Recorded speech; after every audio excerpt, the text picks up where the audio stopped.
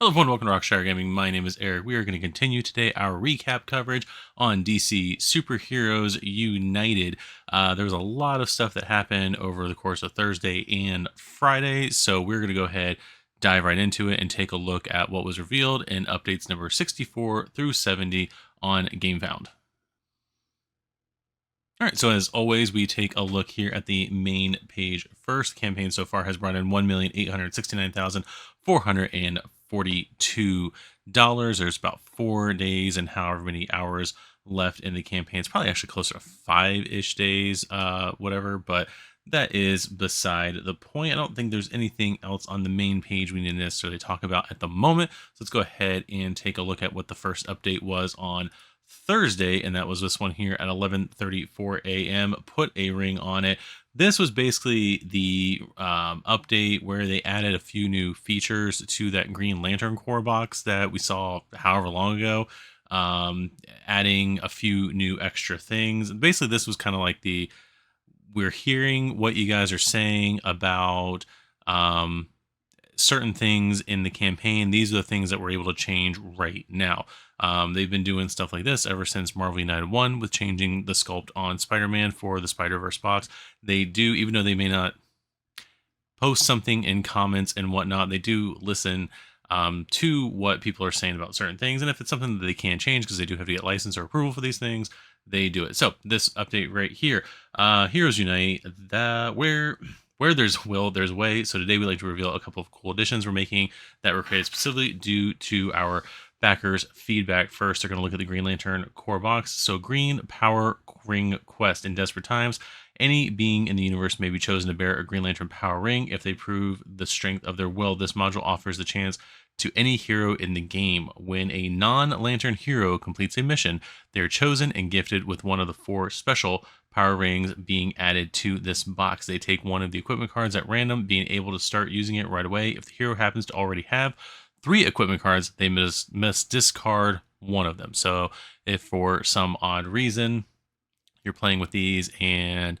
Batman with a full set of 3 cards happens to get a ring, if he wants to, he can get rid of one of his Bat gadgets to throw the ring on. These power rings work similar to the ones worn by the Green Lanterns, but they don't rely on green colored symbols in the hero cards. Instead, each one of them doubles a specific action symbol at the bottom of the available hero card in the storyline. So basically, here are the 4 rings. One uses heroic actions, one uses punches, movement, and then the other one gets wild. It says use on your turn.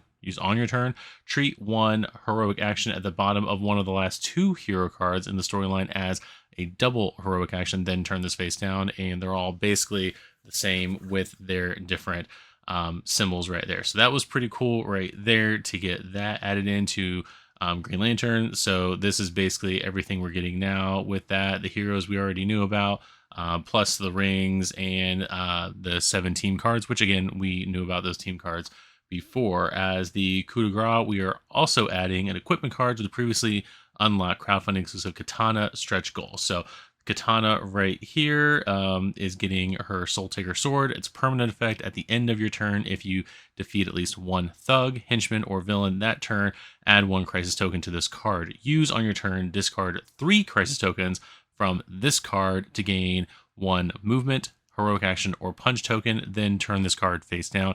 I know a lot of our other cards supposedly have a lot of the Soul Taker stuff in there. That's why this card isn't like too powerful, but it's cool that we're actually getting an equipment for the Soul Taker sword. So that is pretty cool right there.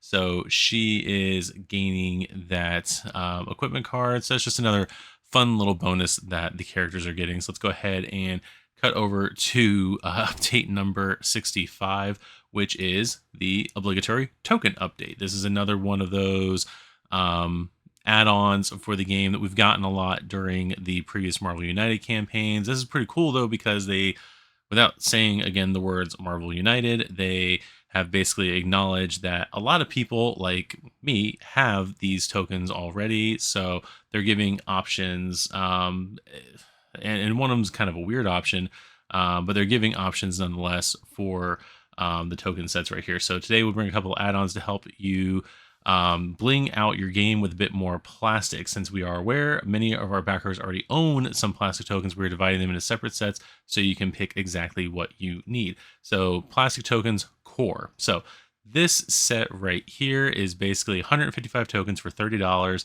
That is adding in all of the tokens for the core box. So instead of using the cardboard tokens that the core box is going to have, this is replacing basically all 155 tokens with plastic tokens, hard plastic tokens.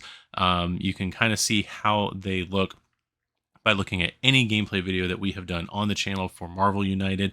And if you haven't subscribed to the channel or hit the notification bell to know when those gameplays are coming up, or have not already watched them, you should after this is over.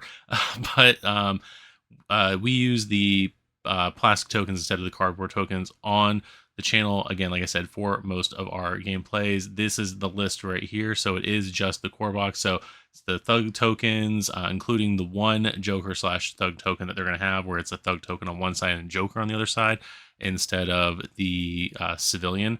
We're going to have 6 threat tokens, 15 heroic actions, 9 attack, 9 move, and 9 wild tokens, 32 health tokens, 18 crisis tokens, 4 invulnerable / random tokens, 2 villain delay accelerate tokens, 4 stun tokens, and 40 KO tokens. So then there's another set that they're throwing in there. This is all the extras in the game.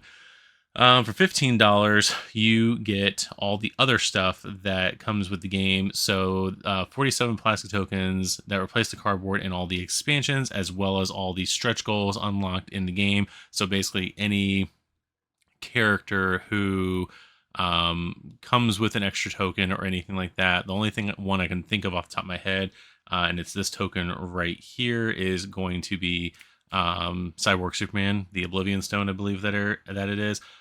We've got I was gonna say Captain Caveman. We've got the Condiment Kings tokens right here. We've got the JLA shield tokens and stuff right here. The bat symbol, or the bat signal. That's what I was gonna say. Right over here. I wish they would have given a plastic, like, large bat signal with this. More than likely for my games, I will probably use the one that comes with Deceased whenever that comes in. But that is that. So they do have a note here on the Joker token. And again, I'm not reading through these just because I'm trying to.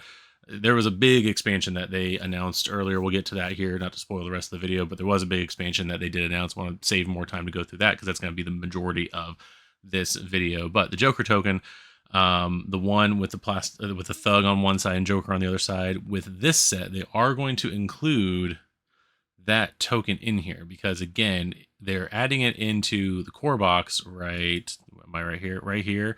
But let's say me or anybody who backed Marvel United X-Men, who already has majority of these tokens, we won't have this token right here.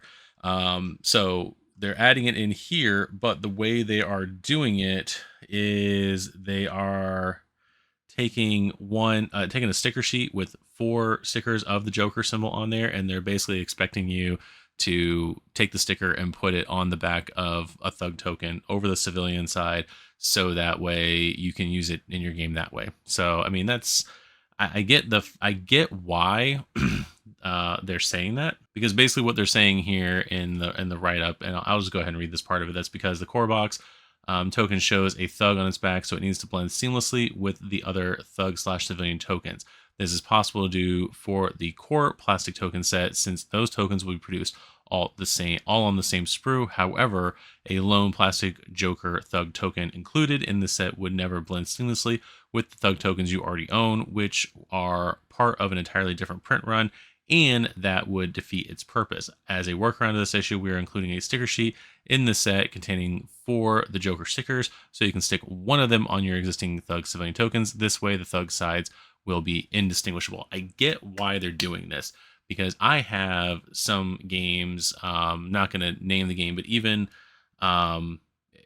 using just like cardboard tokens. There's one game I can think of in particular. Again, I'm not going to name it, but the tokens you can tell are different colors, even in the core box, or not the core box, even like the main box itself. Everything that's contained in the main box you can tell that the coloring is off on some of the tokens, and it's kind of important to have that coloring. And then there were some Kickstarter components that get mixed in with those tokens that you can tell they're all the shades are completely different as well. So I get why they're doing this for that standpoint. I can basically take one of these stickers, put it on one of my Marvel United thugs if I just get this smaller set, and use it that way, whatever. Hopefully, with that said, the sticker stays on well, or can be placed on there so it's not like sticking out on the table while we're doing it. So there's like pros and cons to using the stickers instead of just having the token. So there is that. Now, again, this is going to be a $30 set and a $15 set. I did go back and look at Marvel United just to figure out, and now it's all Whopper Jaw from the way I had it. Yeah, right here.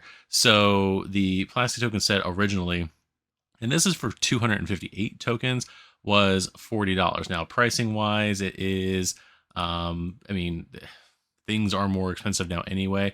But this is a $15 set and a $30 set, equaling, was it 155 plus 47? So that's, if I'm mathing correctly, and you guys already know I can't math correctly, was it 202 tokens, somewhere in there. So we're paying $45 to 202 tokens from one campaign, whereas in Marvel United we paid $40 for 250 whatever I said tokens from two campaigns. So I mean, like I said, things have gotten more expensive, but you can kind of tell where the pricing and everything came from. So if you're like, oh my gosh, they're just trying to nickel and dime, the token sets were more expensive before anyway. I think the token set for Multiverse alone,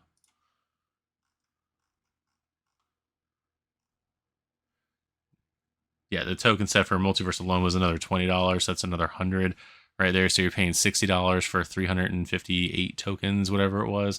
Again, we're not here to go over pricing for tokens and whatnot.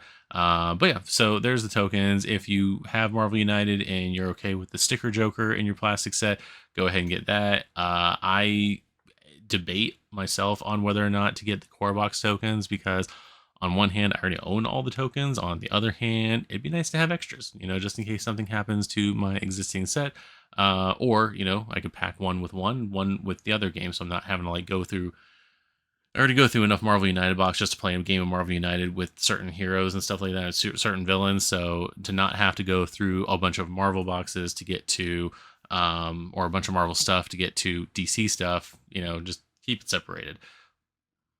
So let's go ahead and take a look at what the next update was. So we are still on the 25th with these updates, and Race Against Time at 2:07 p.m. yesterday. We got update number 66. So we are getting, which one? Reverse Flash? Yeah, Reverse Flash. I was going to say Zoom, but we got Reverse Flash right here. So we're going to go ahead, take a look at him. He's got a pretty cool figure right there. Red version of Flash, technically. Fortunately, they can't sculpt these to more closely resemble like the yellow on here or anything like that. But it is pretty cool sculpt. I like the backwards lightning bolt. It's very, very cool figure right here. So let's go ahead and see what he does when fighting a villain like Reverse Flash, able to distort time with his absurd speed. Heroes will need to take on his recurring self as he returns from the future, having learned from defeat. This means to truly defeat him, heroes need to play 3 consecutive games against him, defeating him each time. The rub is that he's faster each time he runs, with his movement increased in a smaller master plan deck. So, yeah, playing 3 games with him, he has less cards, so he's able to get to the end of his master plan deck faster in subsequent games. That's a pretty cool mechanic, kind of a little bit of flip of just playing one and done as far as the game goes. Almost gives me a slight Phoenix 5 vibe, because of the fact that with that one, you fight one member of the Phoenix 5, then their power grows to another member of the Phoenix 5, that kind of thing. This is just him getting faster and having less cards to play with. When you fight against him, it is a terribly unfair race against time to stop Reverse Flash from completing his master plan. As he runs around counterclockwise, he hits heroes in every location he enters, unless he decides to use hypnosis on them instead, making them play randomly. Overflows also give him the opportunity to hit a hero anywhere. By KOing heroes, Reverse Flash speeds up his master plan by playing face down cards, and whenever he ends a fast enough movement on one of his time mastery threats, he may accelerate his next turn. If heroes aren't fast, they will be it'll all be over in a flash. So he is going to be a pain. Those are probably going to be some quick games, theoretically. So yeah, that is going to be the reverse flash. There is his painted miniature. So let's go ahead and jump to today. So this was 207. We didn't unlock him before the live stream. Live stream today happened at noon with Andrea Treviso and Tiago, and Jeff, I think, was the other person that's in there. So they even made a mention of the fact that right now we are chasing after Reverse Flash.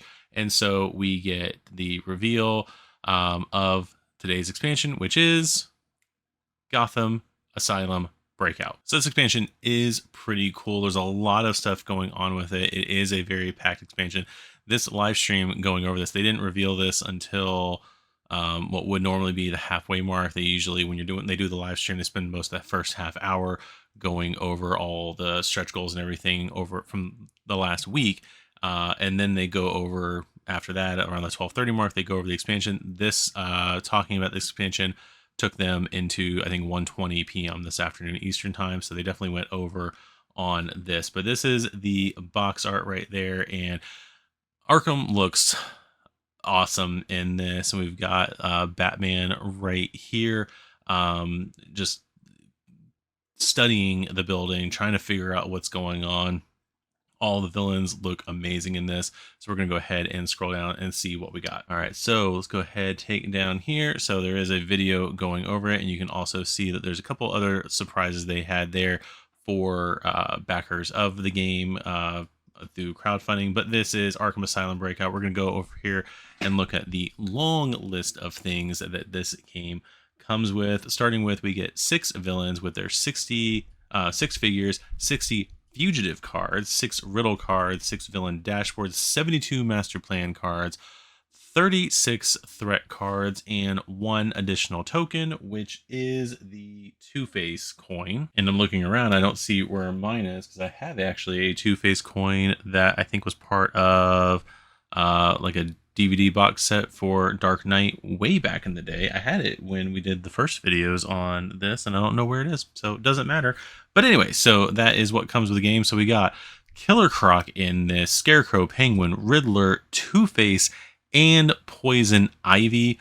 This is an amazing lineup of characters. We basically knew that they were going to have a Arkham box at some point in this game. It was one of my predictions for the possible team versus team for a possible like Sinister Six style mode that, of course, somewhat went to the Suicide Squad, but we're still getting technically a massive villain expansion for the game. So there's these characters right here. Yes, I am aware that people in the live stream wanted a purple Poison Ivy instead of red Poison Ivy, but we got what we got. So there is that. So not only did we get those 6 villains, but we got probably, and I think this box is going to have the most characters in it from any non-core box in the game. But we also get the Cassandra Cain version of Batgirl. We get Spoiler. We get the Damian Wayne version of Robin. And then we get this armored Dark Knight Returns, Batman v Superman style Batman figure, which just looks amazing. Like, this guy is beefy, kind of reminds me a little bit of like the Hulkbuster Iron Man from Marvel United Multiverse, but this looks pretty awesome. So they're going to have 4 figures, 3 antagonist dashboards, 36 antagonist cards, 48 hero cards, 16 equipment cards, and then we have other components in here. We've got 6 double-sided locations, and we'll get to that in a little bit. Here we got a challenge card for the antagonist challenge. It looks like we got 3 tunnel tokens, which will probably, between the tunnel and the coin will not be in, and they'll go into this in a minute, the coin will not be in that token set. More than likely the tunnel will.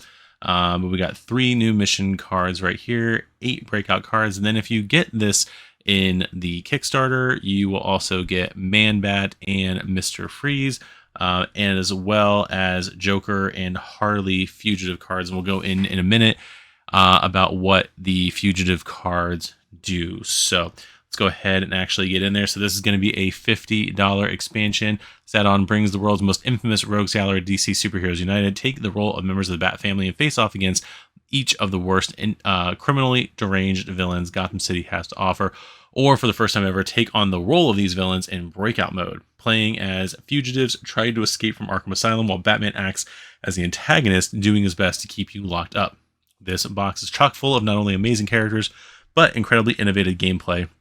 Its retail version will be expanded into a core box, but since all backers will already have the DC Heroes United core box, this expansion version comes with even more exclusives instead. So what that basically means is when you get this box and you're getting it at retail, because this is going to go to retail, you retail-wise, because you see there's no Gamefound only or crowdfunding only on here, if you're getting this at retail later on, it will have the 6 villains here and the 4 heroes here and these components right here. It will not have Man-Bat and Mr. Freeze. Those are going to be Kickstarter exclusive figures. But the other thing I believe Tiago said that they were going to have in this is if it goes to when it do the retail one, it's going to have all the tokens for a retail box. So it's going to have the thugs, it's going to have the health tokens, all that kind of stuff. So you're not going to necessarily have to worry. You can technically buy this as your only United game and be perfectly fine because you'll have enough heroes to play regular cooperative mode. You have 6 different villains to fight, which is the most villains that any core box has had. Most core boxes, I think the most they have is 4. With Marvel United 1 only having 3 in the core box.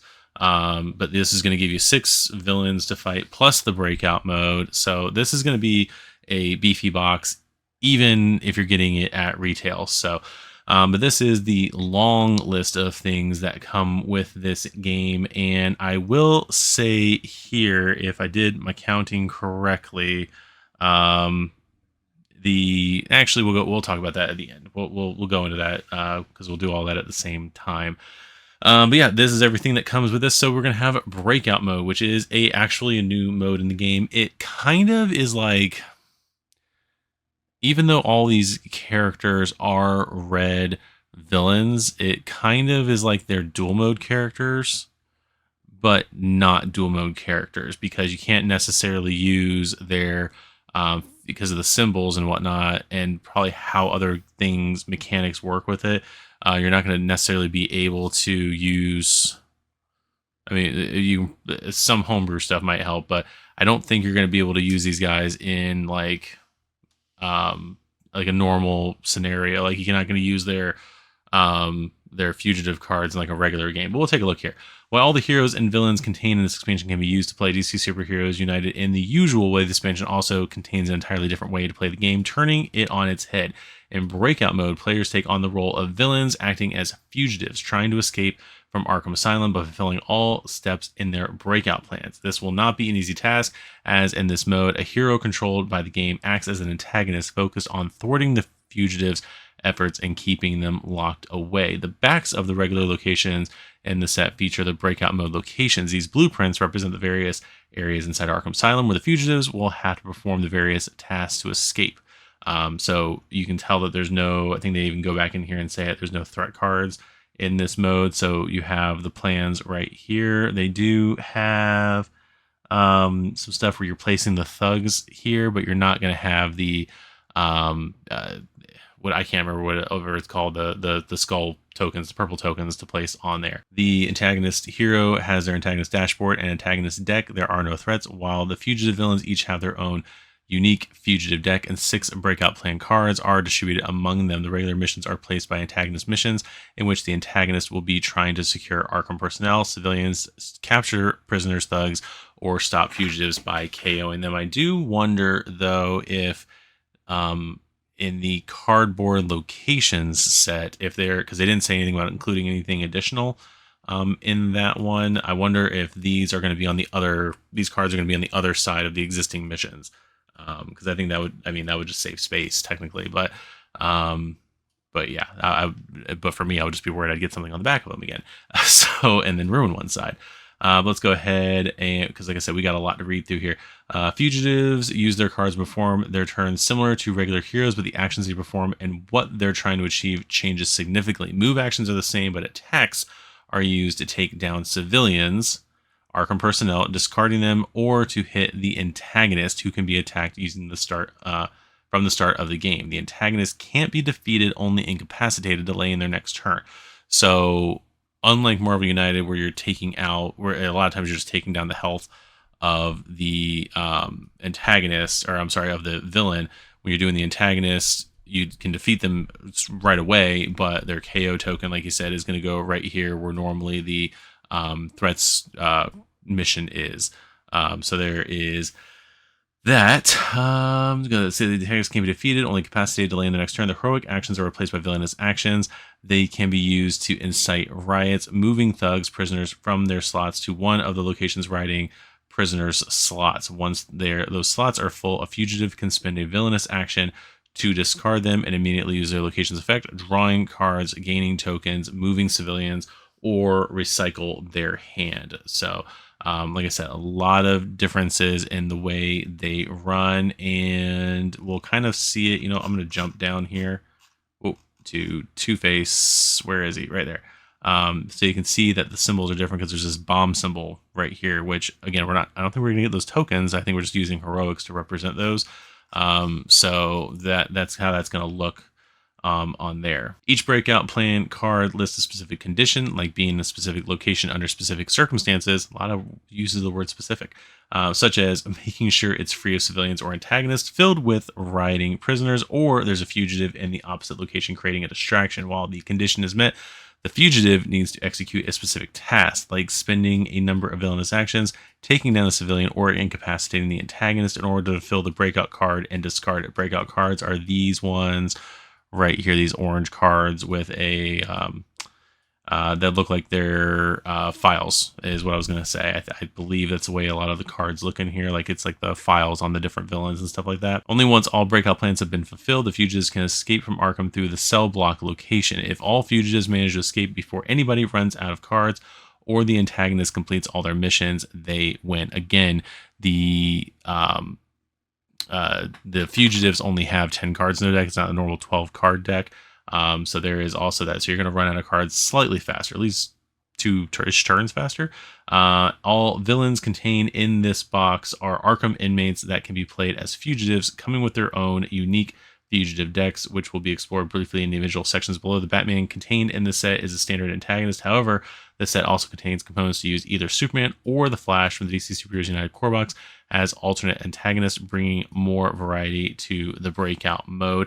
I think someone's asked, and I don't remember if an answer ever came through to it, of what, if you're going to buy this retail, are they going to replace the antagonist with people in the core box, in what's going to be the core box, so you don't necessarily have to buy the DC Superheroes United core box just to get Flash and Superman. So, or at least the figures. I mean, technically you can use any figure you want. You can technically use the Batman dashboard with the Superman dashboard with the Batman figure if you wanted to, but why would you want to?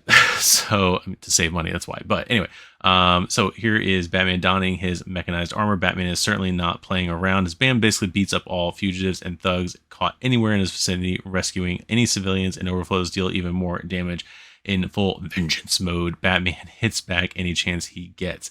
He employs his full arsenal, throwing batarangs at adjacent locations, using antidotes to rid himself of negative effects infected by the fugitives, employing his detective skills in psychological warfare to keep fugitives from performing attacks and villainous actions. He even disrupts the fugitives' plans, forcing them to pass their breakout plan cards around. So that is pretty cool. And again, we've got his dashboard here. He's only going to have 3 health. Because he is a man. So he's only going to have 3 health right there. So again, you can take out Batman quite a few times, probably throughout the course of a game, and fill that KO section of the card. I will say right here, this red square with the line going all the way over more than likely means that there is some kind of like permanent under pressure, I would assume, for Batman, since there's no threats. Actually, you know what? He does have a dashboard, so I'm assuming that it still works the same way as far as that goes. There's no threats, but you can still, because of the missions, go under pressure. So, but yeah, Batman and Superman and Flash all have an under pressure that we don't know necessarily what it is because it's being covered. There's Superman right there as an antagonist. Superman makes for one very tough antagonist. He has 5 health instead of the 3 health that Batman has. However, he focuses on his BAMs and overflows, is rescuing civilians and defeating thugs, though he still strikes with heat vision if a fugitive is not careful. Superman makes a spectacular entry at the start of the game, defeating several thugs. He then proceeds to use his super breath to blow fugitives away, create shockwaves or heat flares to damage fugitives or thugs all over the play area, or just fly around rescuing multiple civilians. The figure's only hope is that Superman is so busy being heroic that they can slip away. Overflow, add 1 thug or civilian token from the pool to the corresponding incomplete mission with the least amount of tokens on it. And then we've got the Flash antagonist. Again, I do find it weird that they're using Superman and Flash in this because it is technically an Arkham box, and they wouldn't. I don't even know if Batman would let them into Arkham technically. Why this wasn't just additional Bat villains, I don't know. And then it makes me also wonder, are they going to try to do something as an add-on to add some of the other villains into this mode? Who knows? So probably not, but we'll see. Flash, while all antagonists start the game under pressure, the Flash really put these pressure on the fugitives as he zooms around the play area, rescuing civilians and punching fugitives and thugs in each location he enters. So very similar to Zoom, as we just saw. In fact, he's so fast that the first thing he does is remove 2 cards from his deck, forcing the fugitives to expedite their plans if they hope to succeed. Most of his antagonist cards are Speed Force cards, which makes him run faster and faster the more of these cards he played. He even steals speed from the fugitives, depriving them of moves. By the end of the game, Flash will be just a red blur, thwarting the player's plans. So again, his cards look a lot like Master Plan cards. But they're antagonist cards because he's not a villain. And then we got the co-antagonist challenge. If the players want to up the difficulty even further, they can add the co-antagonist challenge to breakout mode. Any hero can use the co-antagonist following around the fugitive with the least breakout plan cards. The co-antagonist locks figures in their location, preventing them from escaping. Attack and villainous actions can be used to temporarily neutralize the co-antagonist, and they'll soon be back up to help anybody from escaping Arkham Asylum. So I think you can use any other character for that. Any hero can be used, yeah. So there's that. So let's go ahead and take a look at, we've got quite a few villains. I don't necessarily know if I want to run through all these or talk about all these. You guys can go through them all at your leisure because, again, it's going to take me a while to go through this. It's going to take me a while to go through each one of these than the actual live stream took, I believe. But then, like I said, you've got Two-Face's cards right here. He does rely on the coin flip. They do have a cardboard token that you can use for that. If you followed the campaign before it launched, and there was like, what, 22,000 people that did, then you will get the coin for free as part of your pledge. If you didn't follow the campaign beforehand, then I think it's like a $5 add-on. But again, you can use a coin if you want to. I have this coin right here. It's just a Pokemon token right there that I've used. I think you've seen me use it in some gameplays of other games that were not United related. But yeah, so that is that one right there. Two-Face is interesting because he does have, like you can even see right here on his BAM, he does have things that are determined by the coin. So, and I think even in his fugitive deck, you play the card and it's like you may do one thing or you may do the other thing. I don't think it's one of those like you flip the coin and then decide what card you're going to play. You're going to play the card and then flip the coin. So there is that. And that's kind of what they talk about in here. The extra attorney uses charisma and his threats to incite angry mobs and thugs and even civilians to attack the heroes. Heads, Two-Face surreptitiously advances his master plan. Tails, he raises hell in all locations with thugs. His master plan cards for more of these snap decisions. Heads, he relinquishes control of nearby thugs, turning them into civilians. Tails, he eliminates civilians in cold blood. The heroes will be hard-pressed to navigate Two-Face's particular brand of chaos. So there's all that right there. He immobilizes thugs and flipping tokens in fugitive mode. Even when controlled by the player, Two-Face is still guided by the whims of Lucky Coin. Heads, you can attack in your location. Tails, you can perform a villainous action. So there you go. So we got Two-Face right there, and it does talk what I just said about the coin, about following the campaign, all that stuff. Then we do have the Riddler. Riddler I will kind of go into because I think he does, yeah, he's got these riddles that you have to actually do and figure out, which again, he is replayable. So I mean, like the answers I think they said are on the card. But let's go ahead and read his stuff right here. The Riddler goes around spreading crisis tokens or crisis throughout the locations, leaving behind riddles for the heroes to solve. Facing the Riddler is more of a battle of wits in a race against time. The heroes lose if all locations have crisis tokens on them, and they can only attack the Riddler after completing the clear threats mission, which in this case requires the solving of 4 riddles. One riddle card is revealed at a time to the heroes, containing a mystery word on a track that must be solved letter by letter. Each threat card is actually a set of clues containing 3 different letters.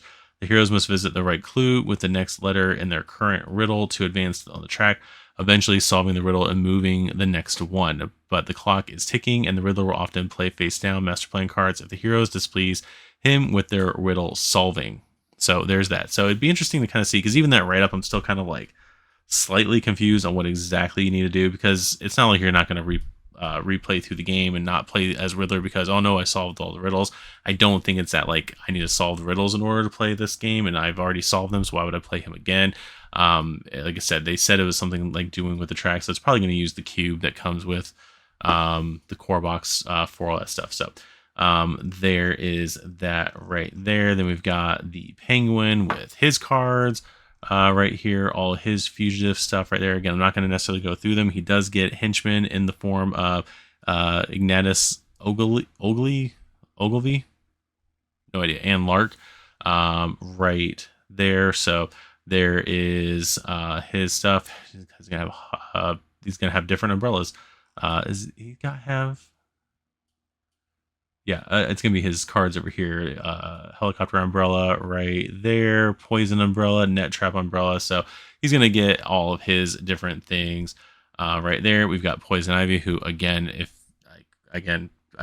some person wanted her to be a true dual mode character. They might do that later on, who knows? But as of right now, she is a red character. But there is poison ivy. There are her fugitive cards right there, and I do find it funny, they do have, I'm realizing this now, they all have a stamp telling you, yeah, Arkham Asylum stamps on them right there, showing that they are the fugitive versions of cards. And there is all her stuff. She does get a controlled Superman. It's going to be a little weird to have Superman fight against her, but this is a definite call back to the Hush storyline.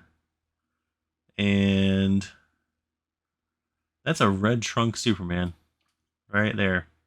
I just noticed that. That is red trunk and no collar on there. Let's fly back up here. We're going to scroll. So, okay, yeah, you can kind of tell right here. This is the normal Superman art for the game, where he's just wearing the red belt without the trunks, the Rebirth style costume that he had. So this over here is definitely not the Rebirth costume. This is pre New 52, post, like not even post Crisis. This is the Superman's costume. This is let's just say post. This is post Infinite, or post Crisis on Infinite Earths. Infinite Crisis Superman right here. This is definitely the Hush version of the costume. So that is going to be pretty cool that we're getting that. Again, I'd love to see just the old figures. Why we can't get those, I don't know. I don't know. I don't know why we're not getting those alternate sculpts. Whatever. So we got Killer Croc right here. Going to be a powerhouse. He's going to have his sewer tokens. Killer Croc is a terrifying predator striking from Gotham's sewers. His threats place sewer hideouts in several locations, which he uses to spread thugs and to launch surprise attacks on careless heroes. So they're not doing the lizard thing of having like the sewer tiles between locations. So there's that. Always on the prowl. Half his threats ensure he always finishes his move where there's a hero. His attacks scare heroes away and even make those who are KO'd by him unable to approach him unless they muster their heroism. If the heroes don't clear out the sewer hideouts, Killer Croc grows even stronger, though he sometimes rebuilds his destroyed hideouts. So that's going to be pretty interesting to deal with. I do like the very scaly Killer Croc right there. That is pretty cool. Scarecrow looking like a creepy doll at your grandparents' house or something. I don't know what this is. This is nightmare fuel, which is fitting. But there is Scarecrow right there with his stuff. Again, we're kind of going through this. Not, like I said, going to be touching all these. I do wish he had his like a hat instead of having just like the pointed thing in there. I wish he had like some kind of a hat or whatnot that I've seen in most of his appearances. But again, I don't know if this is a New 52 Rebirth design or they just didn't want to have the hat on him. I don't know, but figure looks good nonetheless. And then we get finally our heroes. So we've got the mechanized Batsuit version of Bruce Wayne Batman right here. He is going to have a whole new set of cards. Is that a new set of cards, or is that... Because I know he's got batarangs in the other one. I don't know if he's got antidotes, but the armor gauntlets and the exoframe Batsuit are new. Caped Wings, I think, is new. Yeah, so we're going to have that. So he's going to have 6 cards in there besides usual batarang, antidotes, grapple cape, wings, and armor gauntlets. His exoframe suit doubles an attack heroic action. Over here on the main page it shows the grapple, batarang, and a lie detector. So things are a little bit different. So again, I can't really pinpoint right now which cards may or may not be different. But anyway, he's got that. And then we've got Damian Wayne Robin, which I feel like the hairline is too far back. He looks like old man Robin over here.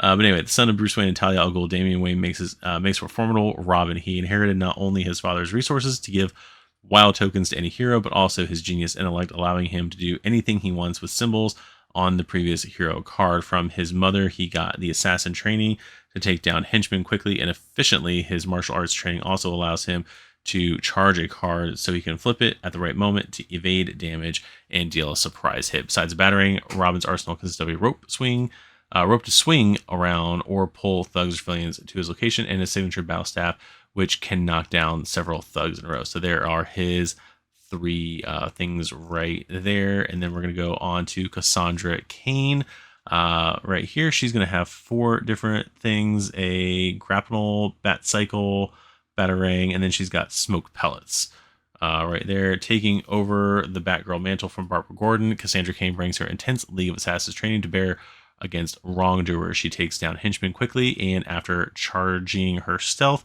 she can flip it to move and act immediately after the villain moves. Her tactical analysis is even able to flip master plan card in the storyline, messing up with the villain's plans. Finally, a spoiler is in her location. The Batgirls can team up to attack or perform a heroic action.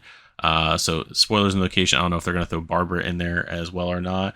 But anyway, Barbara's arsenal of bat gadgets includes not only a batarang and grapnel, but also her own bat cycle to move around quickly, and smoke pellets she can throw at a location to keep it safe from attacks. So there's that. And then the last hero we have in here is Stephanie Brown. Spoiler right here. I'm glad they included her in this set. She's going to have a 3-section staff, her own spoil cycle, and her own grapple. Stephanie Brown brings all her criminal expertise against the villains, fighting as Spoiler. Her hacking skill gives her extra heroic tokens while she tries to clear threats. She can investigate the villains, getting close to them to not only reveal their next master plan card, but also gain specific action tokens depending on the movement listed in it. Finally, if Cassandra Cain is in her location, the Batgirls can team up. Okay, we already saw that. Spoiler equipment consists of the grapnel to pull thugs and civilians toward her, and bat cycle to move around, as well as her signature 3-section staff, which can strike at 3 different targets at once. So there she is right there. Then we get multiple locations in this, and they don't show on here. We just see this side of the locations. We don't see the other side with the blueprints on here, but these are double-sided, so the blueprints are on this as well.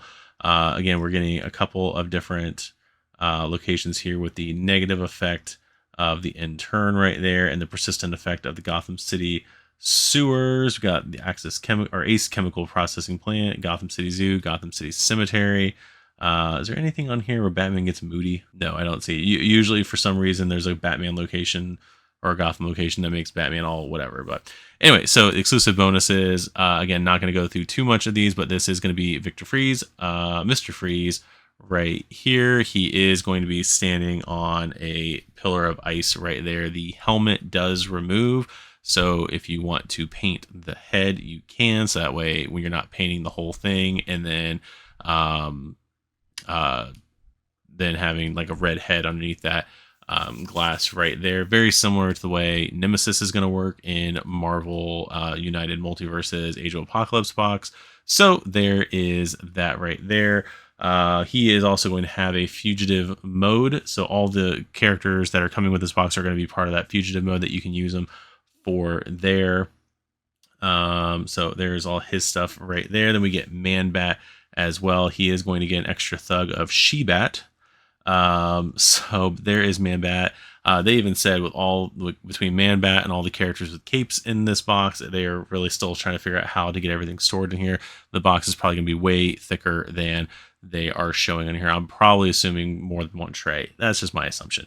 But anyway, there is Man-Bat with She-Bat right there, and looks like Man-Bat antidotes. Spreading his giant wings, Man-Bat is an incredibly elusive villain who simply cannot be damaged. Instead, the heroes will need to collect in order each of the 4 parts of the antidote to Kirk's condition, represented by threats, and then perform a concentrated attack in his location to administer it. At least 2 missions also have to be completed. However, the Defeat Thugs mission starts face down, so any defeated thugs are discarded until the Clear Threats mission is completed, at which point the Defeated Thugs mission becomes available. So you're not even going to be able to take on thugs until after you get the Clear Threats mission done. Man-Bat's attacks are able to bypass his defenses as he tries to carry the heroes away. Any hero KO'd twice is simply removed from the game and must be replaced by a new hero, which is always a cool thing on there. So you just need to make sure, kind of reminds me of Thanos, you need to make sure you just have another hero waiting in the wings. Man-Bat is also aided by She-Bat as a henchman who flies around, dive bombing at heroes. There she is. And there's his figure. It does go in there a little bit more about fugitive mode on there, but also not to be shown up by the other villains in this set.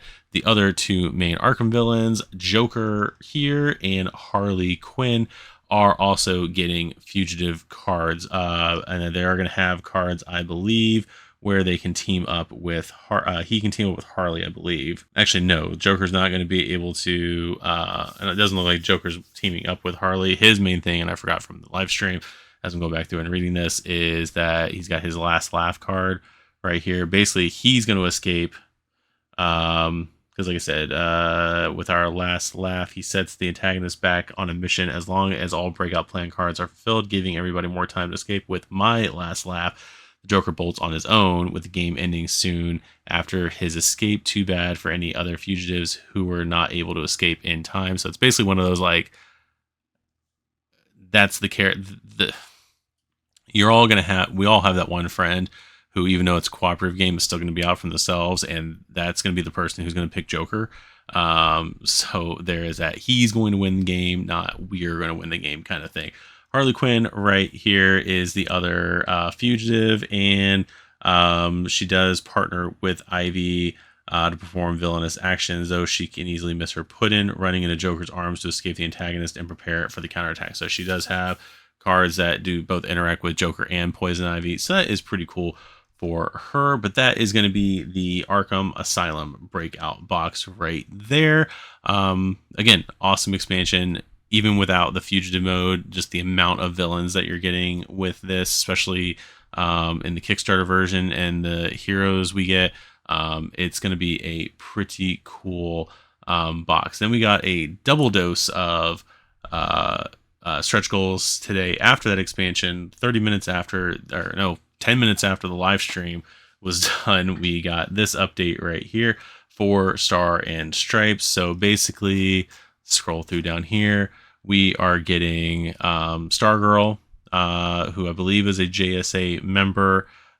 here. And we also got Stripe as well. We're going to go ahead and read through her stuff. As far as crime fighters go, Stargirl is, well, a star. Her fame gets her action tokens whenever she rescues a couple of civilians, or being a celebrity, she may gain a wild token just by being surrounded by her fans. But she doesn't hesitate to dive straight into danger, using her cosmic staff to fly all the way to the other side of the play area in an instant. That's always awesome, being able to, she's got, cosmic staff. All right. I was like, oh, maybe it's a equipment. I have no idea. Tag team with Stripe, Stargirl unleashes a barrage of attacks on heroic action just by standing back to back with her metal giant in possession of the cosmic staff. Stargirl can use it to fire at adjacent locations, and her cosmic converter belt allows her to convert an action symbol into anything she wants. So that is a pretty cool character right there. Pretty cool abilities, whatnot.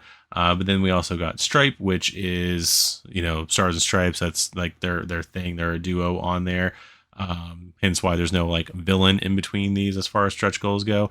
But yeah, so let's see, let's go ahead and scroll down. Pretty cool figure though, like very, for some reason though, with the chibi stuff, I'm getting a very like Iron Giant kind of thing from that.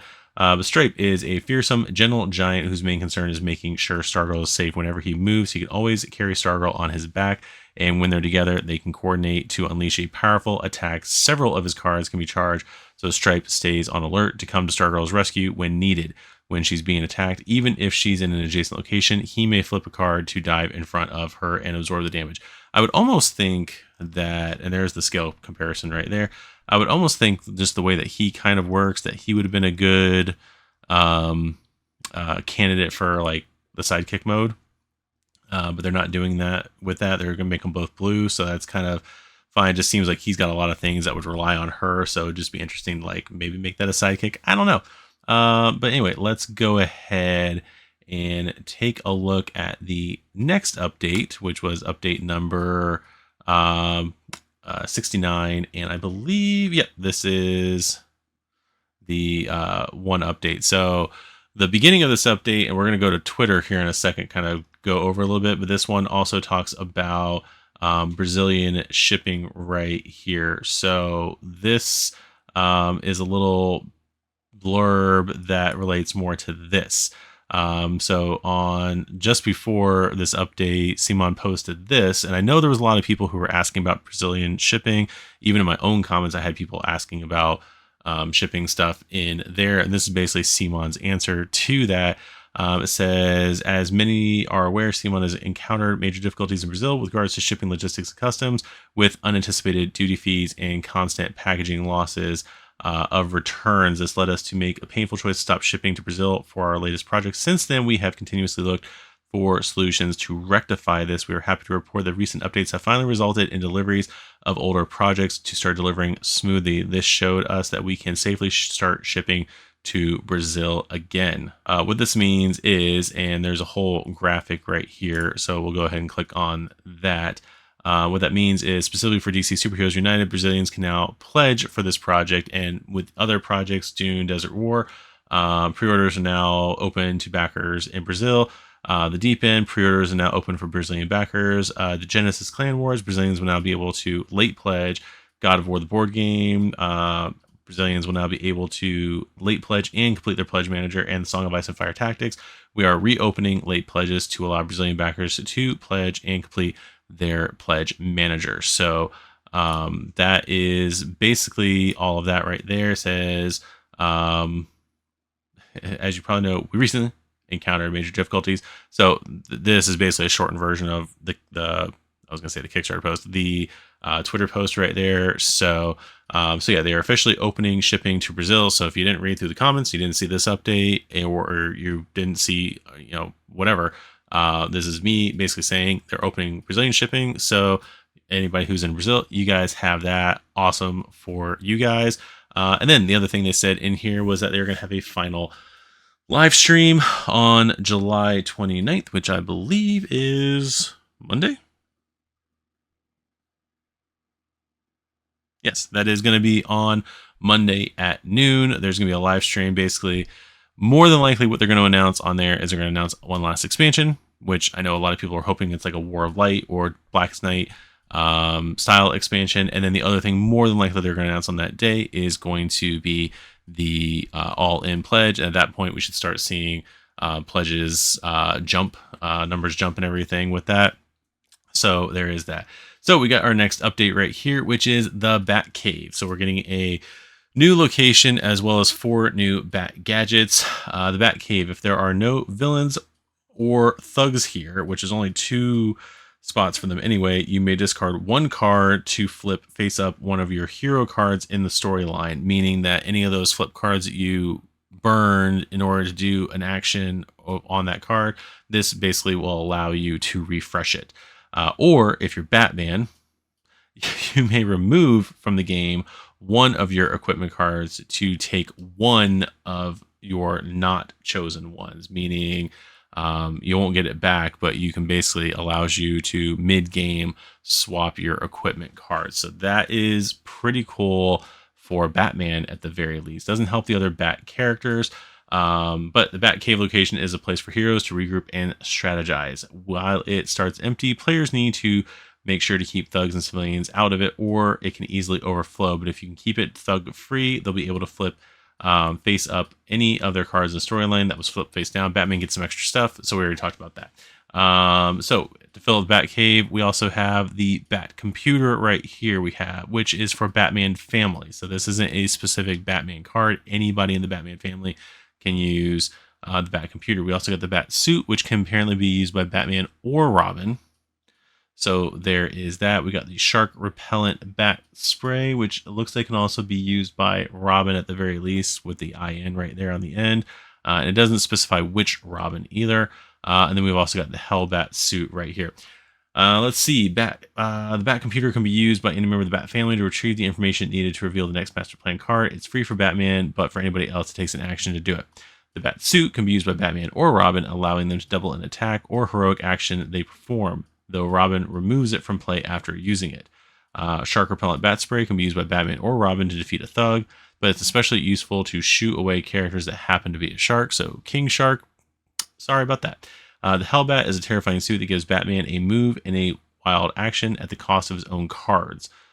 Superman can also take this equipment if Lois Lane is in the game. She is then able to wear it for a moment, performing an attack and a heroic action, and then discarding the equipment. I don't know what that necessarily is from. I think somebody in the comments did mention that there was some storyline where Lois Lane did wear the Hellbat suit. So there is that. And let's see the final update, because we're not hitting the new goal today because it just now hit midnight as I'm recording this. Again, this isn't going out until like sometime Saturday afternoon.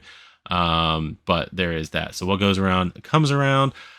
Heroes Unite, the Bat Cave, and the Bat Gadgets equipment are ours. With the next stretch goal unlocked, we will add every pledge. Captain Boomerang with his dual mode figure, 12 cards, villain dashboard, 12 master plan cards, 6 threat cards, Suicide Squad module, and weak spot cards. So this is another character that is part of Suicide Squad that is now going to be included with, not with that box, but is going to be included to be able to be used in that box. Very similar to the way Deadshot is going to be used in there. So there is all of his stuff.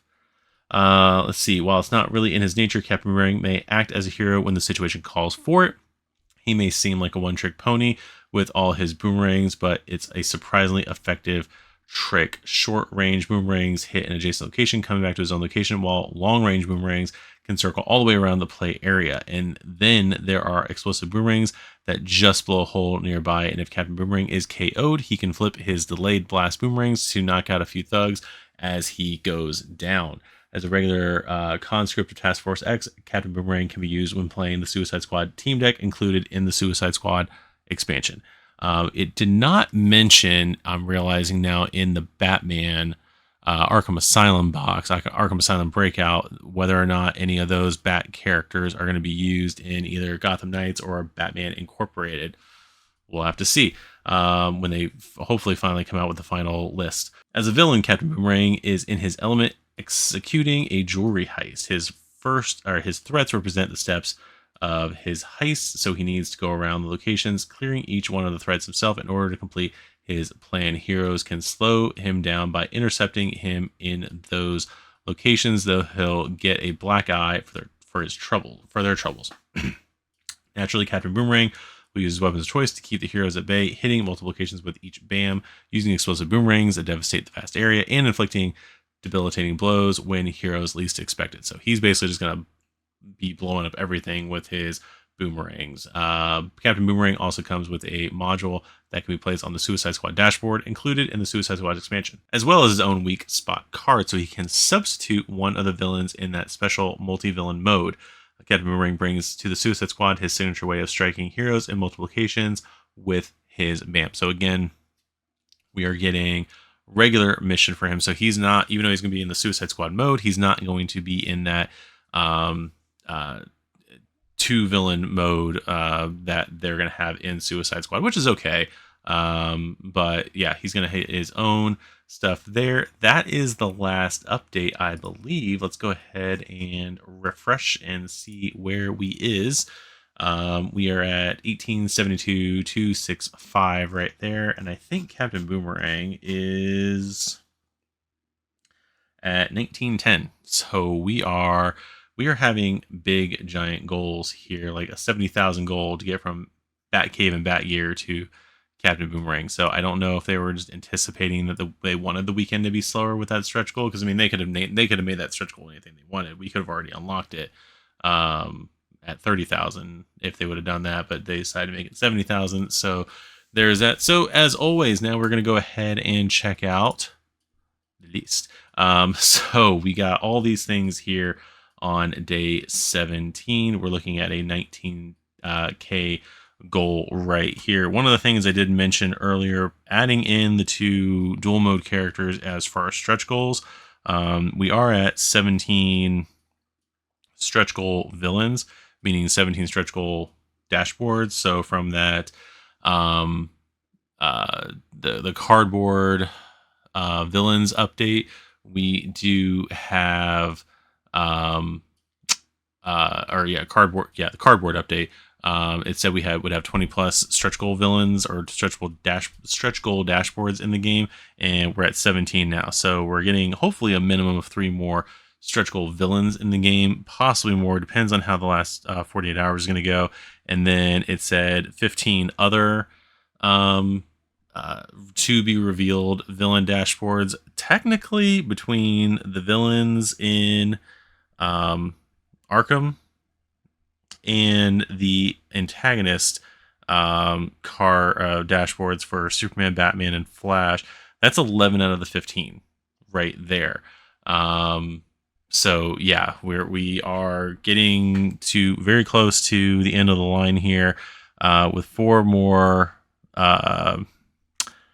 possibly 4 more from, I would say, maybe an expansion, because those aren't going to be from, well, maybe, hold on. No, there's no other dashboard in not Gotham, in Arkham Asylum. So we're looking at 4 plus more dashboards from places other than stretch goals. So I don't know if we're going to get another box that's going to have 4 villains in it on Monday. I mean, who knows? I mean, even if we still get Green Lantern, like War of Light, that would only give us Sinestro, the Red Lantern guy that I can't remember his name, or I don't know how to pronounce his name. And then maybe Larfleeze, that'd be 3. And then more than likely might get a villain for the All-In, that would be 4. So that might be it. That's speculation. If they are going to do War of Light, who knows? They may not do War of Light. They may do Batman box number 3. Who knows? Or Flash Rogues or something like that. So that is what we got right there. So this is everything unlocked right now. Captain Boomerang makes me still hopeful for more Flash Rogues, because Captain Boomerang is a threat in the Captain Cold deck. So that gives me a little more hope as far as stretch goals go. We might still see Mirror Master and Heatwave at the very least. So we've got that going on. As far as Marvel United comparison, right here where we're at almost, what was it, 1872. So 1872 at 1820, we unlock Squirrel Girl on day 21, which day 21 is when this campaign technically ends. They had a 23-day campaign on Marvel United 1, and so we're at the point right now, we're about midday, where they were unlocking Doctor Strange for that one, or looking to unlock Doctor Strange for that one. So we're right here as far as compared to Marvel United 1, we are what, just over $900,000 from hitting that goal, so, or hitting that campaign. Over here at X-Men, we are between Havoc and Phantom X on day 6. It looks like, as far as that funding goes. And then over here on Multiverse, we are somewhere between day 11 and 12, between unlocking the Young Avengers team deck and unlocking Siren from X-Force over there. So that was my birthday weekend. So that is where we're at compared to Marvel United Multiverse and Marvel United as a whole for that one. So again, going by Marvel United 1, with the fact that we're not getting there's not like a DC season 1 that we're hopefully pulling people in from. This is just a lone campaign, just like Marvel United season 1 was a lone campaign. The campaign is doing pretty well compared to Marvel United season 1. I'm excited for it. List of unlocked characters right now, if I'm doing my math right, and someone did point out that my math was terrible the other day, but right now we are at, if I'm doing all this correctly, we are at 55 heroes. Straight villains, we are at 32 now, with the influx of the 8 that we got from Arkham Asylum Breakout right there. Captain Cold brings the dual mode characters to 11, so 11 and 32 equals 43, maybe. So basically I was ahead of myself when I said 43 2 days ago, when it was actually 33 villains counting the dual modes the other day. So that is that. Nothing else got added over here as far as team decks, and we didn't get any more support characters or sidekicks. So that is where we are with the total of was it 55 and 43, so 98 characters in the game. No, 98 characters here, 98 102, 106, if I'm doing that math right. Someone correct me if I'm wrong, but I'm getting 106 characters total, counting supports and sidekicks and all that stuff. So that is pretty awesome. I didn't count how many characters were total of the other games, so I don't have that for you. And then going back to our pure speculation, this is everything that I have marked off. I was almost right on the Arkham Asylum box. I didn't, of course, have any of the heroes in there, but I got everybody but Clayface. Clayface, again, not being in the game yet, but I guessed everyone in that box, technically, with Clayface being the crowdfunding exclusive. But this is where my pure speculation list sits at the moment. You can always pause and see where I was with that. But as you can see, there are still a ton of different characters from a ton of different teams and whatnot that still haven't shown up yet in the game. This one, to me, being one of the bigger whatevers. I don't know what the word is, but the fact that we don't have Tim Drake Robin, we have one of his main historic love interests from the last however many decades. We have technically his dad's murderer in the game now, but we don't have Tim Drake in the game. So I'm still a little concerned about that one. Huntress, slightly not as concerned, but I wish she would be in there in the game. War of Light would be awesome, because we're still missing Hal Jordan and Kyle Rayner. We're still missing Sinestro from their Atrocitus, if I maybe spelled that right one. He still isn't in the game yet. Larfleeze still isn't in the game yet. We don't have like Saint Walker or anything like that. We could be that we're waiting on, or that they're waiting on a season 2 to do that, because that would be we don't even have, we have a reject Legion of Superheroes character, but we don't have a Legion of Superheroes in the game yet. So there's also that. So it makes me wonder, maybe season 2 is gonna be Cosmic. Who knows?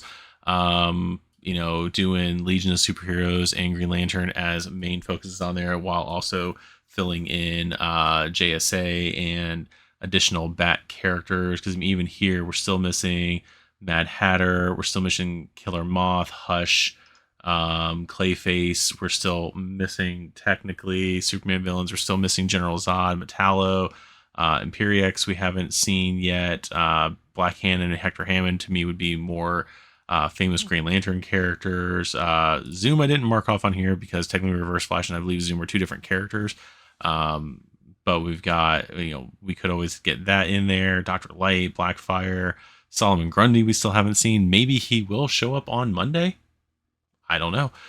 Felix Faust, I would still love to have Omax in there. Ultra Humanite could be in there. Vandal Savage, Mazo Robots, Deadman, Miss Martian, Captain Atom. There's still a ton of characters that can be in this game. We'll just have to see how funding goes. We're pulling maybe like 1 to 2 characters a day. It's starting to get a little slower in here. You can see where things just kind of like bump into each other here. So there is that, but we're getting at least a character a day, if not 2 to 3. And I know that will bump up. I wish it would have bumped up a little bit more with that Batman box, but I know a lot of people are waiting for the all-in on there. So hopefully Monday we'll just start blazing through stretch goals and see how that goes. With that said, I have talked an awful lot. It's been nonstop me talking for an hour. I ran out of water, which is why I probably sound like this if you guys are paying attention at all. So with that said, I will go ahead and sign off on this one. We will do another video on Monday. Don't know what time on Monday, but I know the live stream will be at noon, so it'll be sometime after that, probably late at night. Again, depends on whether or not I can get into record earlier or not. But with all that said, make sure to hit the notification bell to know when, or to be alerted to when that video is going to go live. Make sure to hit the subscribe button to help us grow the channel more and more and more. Comment down below with whether or not my math is completely wrong, or the last few lists of things that you are hoping to see in the game pop up, and all those other things. Make sure to like the video so we know that you guys are enjoying this style of video. And with all that said, I have been Eric. This has been DC Superheroes United. This has been Rockshire Gaming, and we'll see you guys in the next video. Bye bye.